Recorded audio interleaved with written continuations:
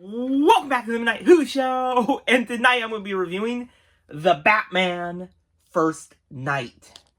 This is a brand new DC Black Label containing the 3-issue miniseries written by Dan Jurgens. This was a very well done Batman mystery. I did really enjoy reading it through all these 3 chapters. And it very much feels like a 1939 detective comic story told through a modern lens. And I think Dan Jurgens did a really good job at that. It definitely feels like a classic noir film. You have all those classic elements that you would expect. You know, you have a very kind of hard-boiled detective in Bruce. And I really did enjoy how this version of Bruce is in their early days, and you really get to see how much they're still learning to be Batman.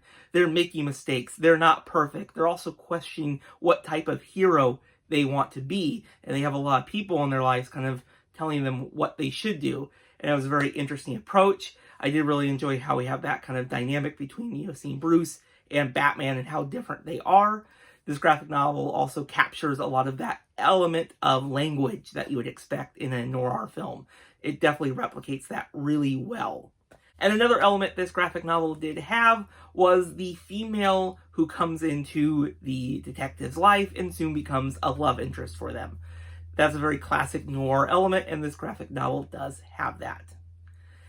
The main plot with this graphic novel is that there are the dead coming back to life as these monsters, and they're having a killing spree, and they're all guided by the mysterious voice.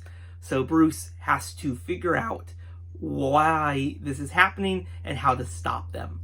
It's a very great mystery, and I did really enjoy reading it throughout all of these pages. I also think this graphic novel is a great way to celebrate 85 years of Batman. It definitely takes us back to the 1930s, where, of course, Batman was first introduced, and it definitely feels like you took a 1939 detective's comic story and modernized it. And one of my personal favorite moments in this graphic novel was the scenes with Batman and the Rabbi. I just really enjoyed it because it definitely kind of gives Bruce someone to talk to as they also reveal their identity to them. And it was really great to have those moments. Especially as we know in this version of the story, Batman doesn't really have a Alfred. So it's kind of cool to have someone else that Bruce can talk to. I also want to end this review by also mentioning that the art style is really well done. I really enjoyed it. There's a lot of really deep colors. I think they did a really good job at capturing that kind of noir feel. I really did enjoy the design of the Batman. I'm glad that they kind of kept it to the 1939 design. You with the purple gloves, the kind of extended cowl.